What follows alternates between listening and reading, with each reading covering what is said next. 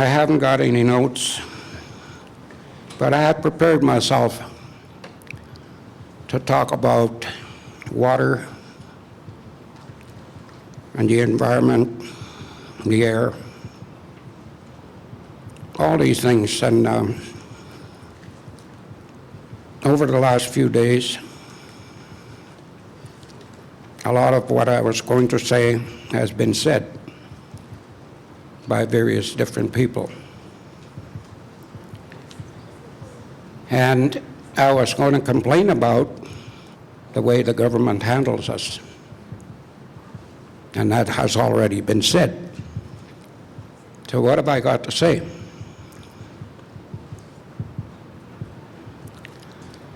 The only thing I can tell you,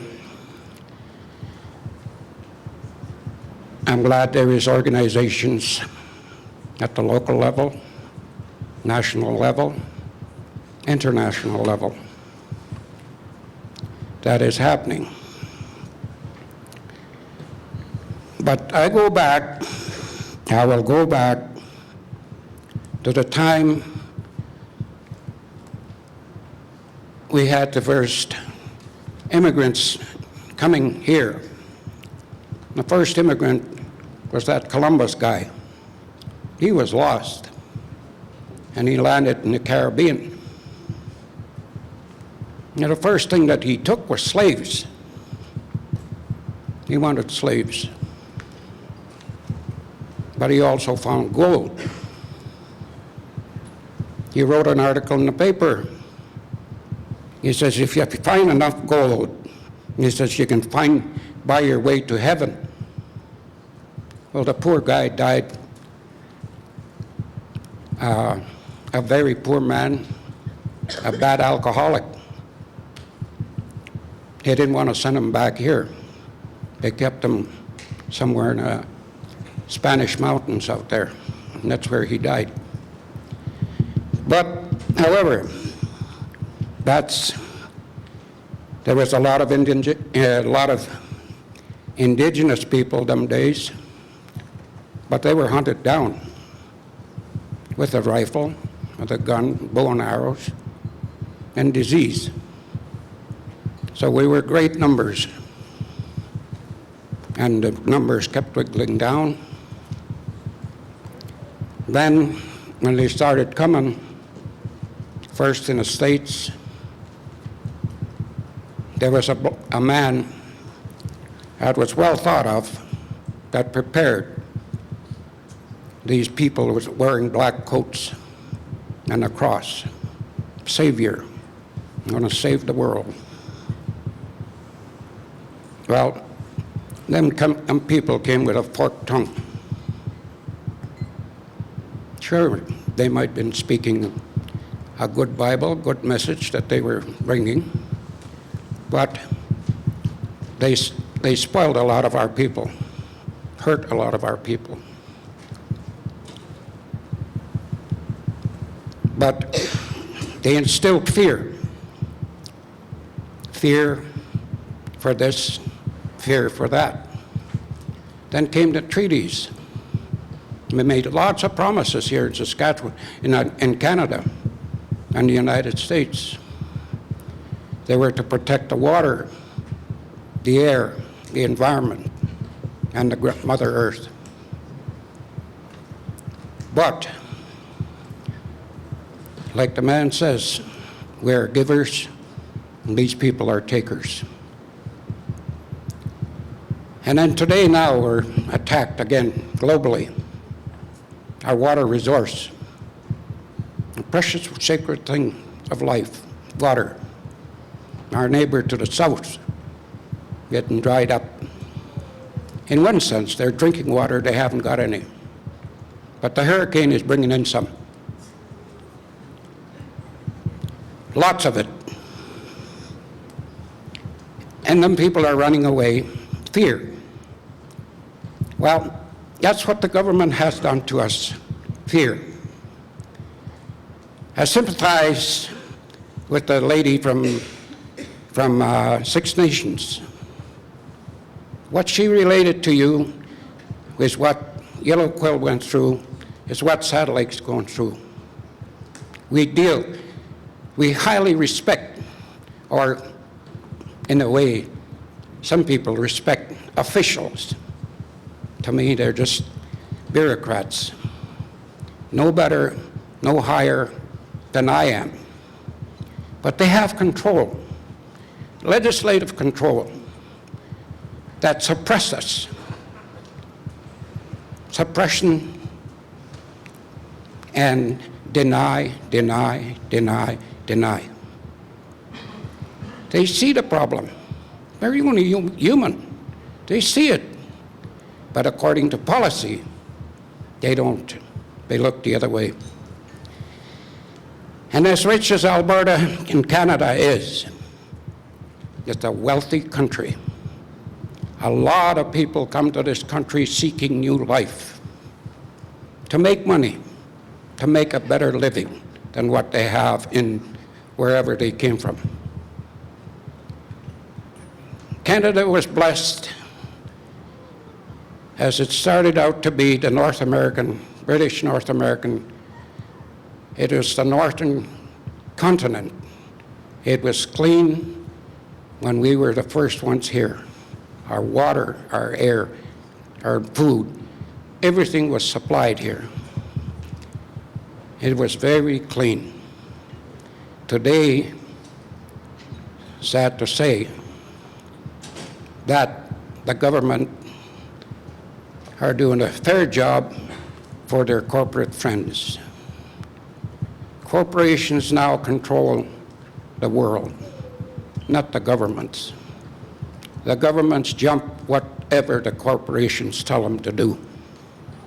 And that's why there is that World Trade Organization. We don't have control. We say we own satellite.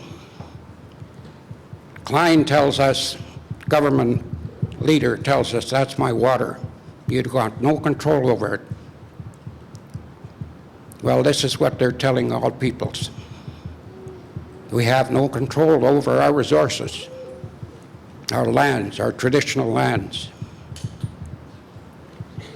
You know, I was in 1982. I was in the constitutional battle, demonstrations of trying to block that constitution. I went to England a number of times to meet with lawyers, to make that presentation, to try and hold back. There was a lot of issues that were not dealt with. But, however, some people were bought out and they went along with the government. This Trudeau, Chrétien, agreed that they would address the Indian issues in 1985. 10 years' time, 15 years' time, since nothing has been addressed. The Indian issues are traditional lands, resources, the land, the water. Them were never addressed. The hunting rights, the healthcare rights, our inherent rights. They say they installed a section called 35. Well, that 35 is an empty box. There's nothing in it. And that's right across this country. And they continue. And they will never finish that agreement. Like, who owns this land? The government says they own the land. Sure, they collect taxes out of it, but we own it. The indigenous people in Canada own water, our mountains, our Great Lakes, our seas, our fish. We never gave them away. They were never negotiated. Yet the taker kept saying, it's mine, and it's mine. I don't know where it's going to stop. But however, it's going to take a community effort, a grassroots effort,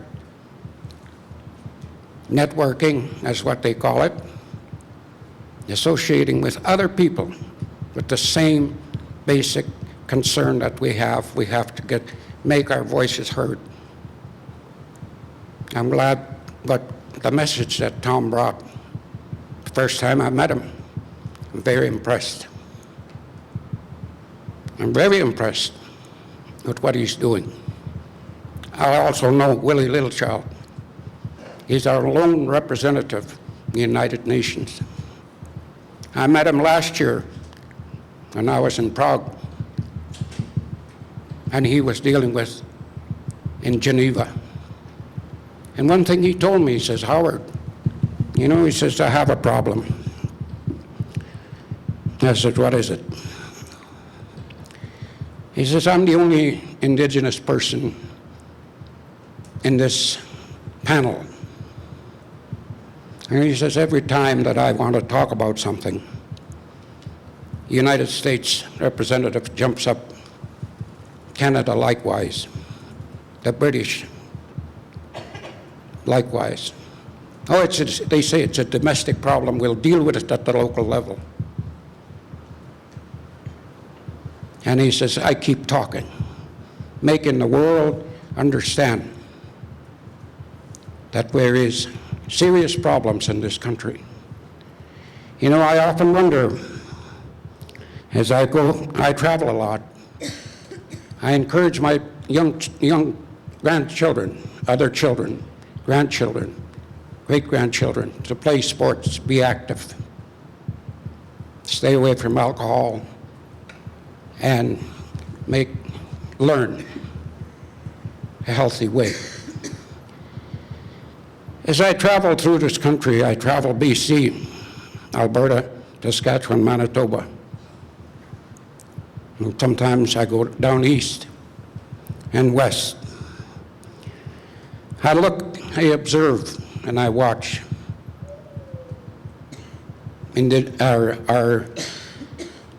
The same problems they have down east, the local area here, down in the west side, and then in the north side. I am amazed. And a country as rich as this country is, they brag about making $42 billion a year up from our natural resources. And what do we get for funding? Not even a penny.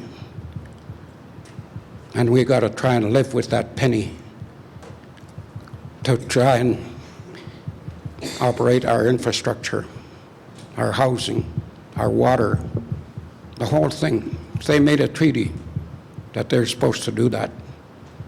Our health care. But we live in a third world condition. The further north you go, the west, you don't have to go too far. You see that third world. The government officials, the corporate places live in glass houses, and they make decisions over there regarding to us. And we still live, a lot of people still live in log houses. Maybe they're happier. They're not touched by this white culture.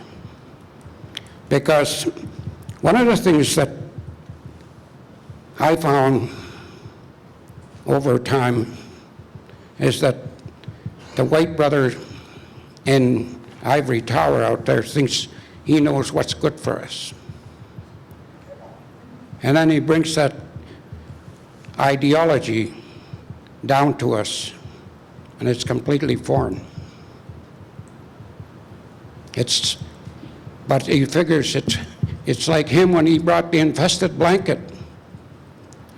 It was good for you Indians. You're going to now have a warm bed. Cover yourself with this blanket. Unfortunately, a lot of people that used that blanket had a very short life. They brought disease. But it's genocide, cultural genocide, language, Now we're trying to fight to maintain our language. But we ask them for money. No, it's only good for the Frenchmen. Indians don't need that money. We ask them for something else. We need to do a study. So this country, the Indian people, right across the nation, have been studied to death. There's studies that would fill this room, from water to how to whatever that needed to be studied. And tremendous amount of money is spent on studies. That study dollar could be better utilized if we fix the water well, a treatment plant, and other improvements that can happen, that could be. But they don't listen to us. They do not listen. And it's this deny, deny, deny.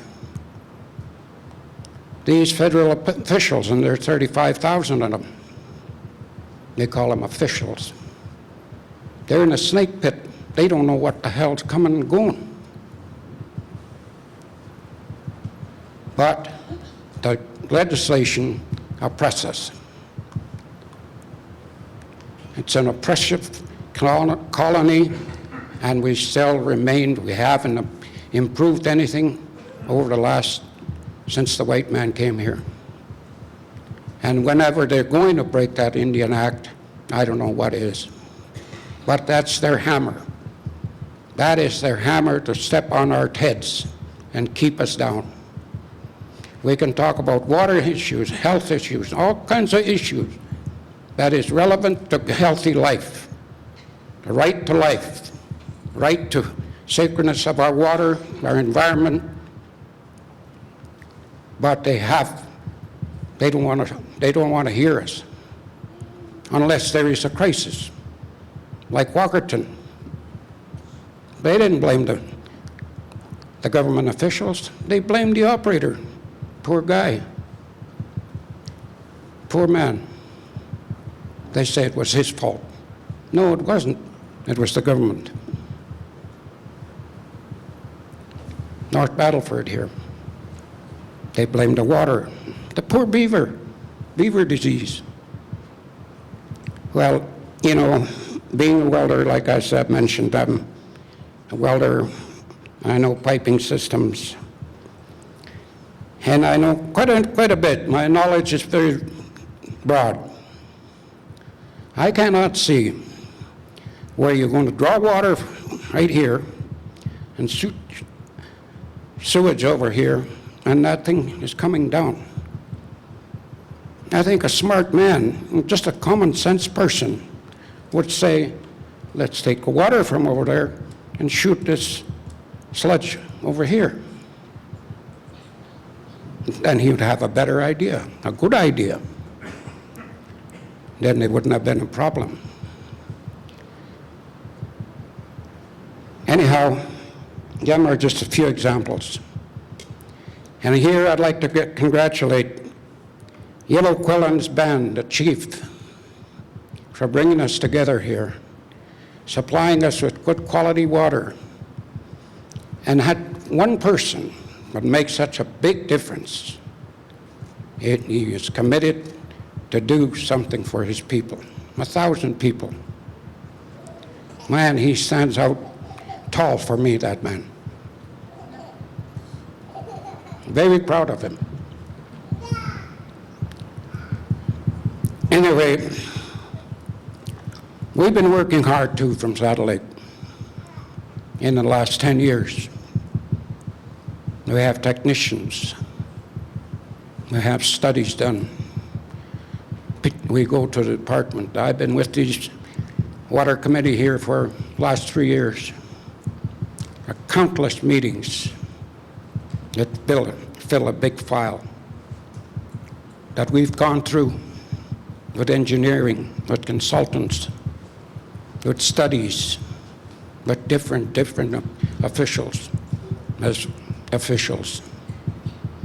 health people. But it's deny, deny, deny, deny. And it's amazing how they can twist things around. We have from a band member working as one of the Diane officials. He lives on a reserve. He's got a family on a reserve. But he's up there way high. He thinks he is high. We try to talk to that guy, that person. Sit him down on a table, make him aware of our concerns. He just never has the time. He made an oath with the government to be a bureaucrat, step on us, our own band member. Some days I like to take him to the side and ship him down the river, banish him, because that's what he's doing to us. He's bought into the system. There's an oppression, the law of the Indian Act, legislative law. That's what he bought into. Makes a good living, but that's how far he sees. He wears blinders. And for him to come and tell me that he's working for me, you know where I'd tell him to go. But however, ladies and gentlemen, in any treaty that this Canada made, including the states, they've never followed it. They've abused it. So if we were going to take them to court, regard to water, regard to land and its natural resources, it would be the biggest legal battle here in Canada. Then maybe Mr. Martin would think twice of what's happening here. But he's not working for us. He's working for the corporations. He himself is a big millionaire, so he doesn't see us. He's too high up there. And then this Grand Chief, they call him Grand Chief. I have a name for that guy. You ever see Fred Flintstone? He calls somebody a Grand Poopa, an Eagle Buffalo Society, Water Buffalo Society that he has. He calls him a Chief Poopa. Well, that's all that guy is too. A Chief Poopa with no voice. He doesn't speak for me. He doesn't speak for anybody because he's gone to bed with the federal government. The federal government pays him, speak when you're told to speak, or the rest of the time, shut up. You cannot address treaty issues. You cannot address environmental issues. You cannot address the health issues. That's not your fault in your field. What is his field? Still to be determined. I'd like to make a comment about this Jameson woman. Roberta, I know her. I congratulate her for the article that she wrote, that she's demanding change. I concur with that. It's to bring back the government, the organization back to the grassroots, where it started many years ago. I was part of that organization. But when it parted from grassroots organization, become the government organization to issue programming, I quit. I don't belong to that organization. I don't support it. But I support the grassroots people. That's where it all begins. And I encourage her to keep talking about change and to change the way we are governed in this country. We don't really need a government. We have our own local governments. But there's government, everything, step by step. It is not a way of life. Some people like to think that. I don't. Some people will accept just about practically anything, and they say this is the way it is. No, it's not. If we're asking for a template of change, it has to come from with us. within us. First of all, knowing ourselves, then taking a step forward and let it be heard that you are demanding change. In any community, never mind the differences, the color, never mind that, but work on the common cause of what is affecting our health. And each and every one of us have, as I look around this room, have a problem. Water problem. It's secretly attacking us. It's called IBS. I have a little bit of it.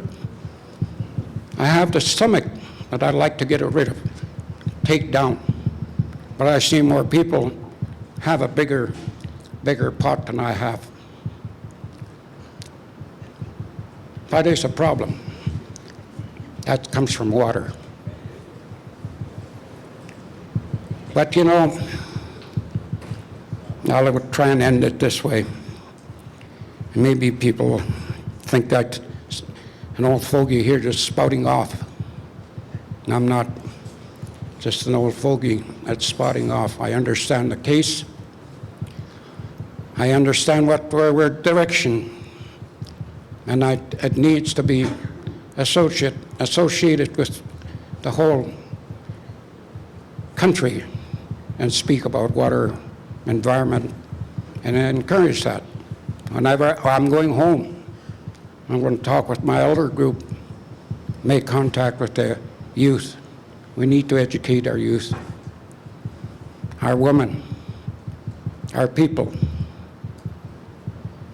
Though somebody says, do not tell information.